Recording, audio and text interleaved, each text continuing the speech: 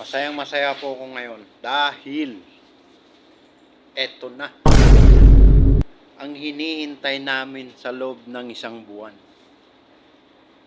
Yung sahod na pinagpaguran, pinagtrabahunan sa loob ng isang buwan. Masaya po ako ngayon kasi dumating na yung sahod. Eto po siya. Eto. Kita po ba? Ayan. Siyempre, maliit lang po siya kasi walang overtime. Pero masaya pa rin po ako dahil sumasahod kami.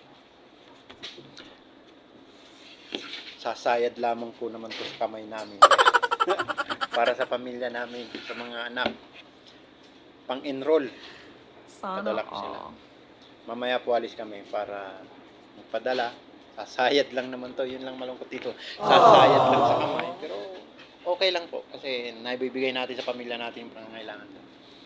Kahit kulang man yan o at least napasaya natin sila kahit kapapaano.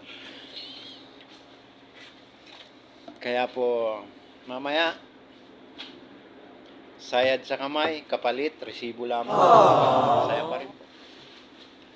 Ganyan po talaga ang buhay natin mga OFW.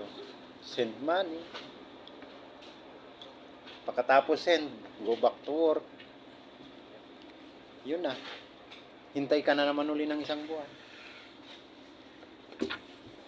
At least, may hinihintay ka. So guys,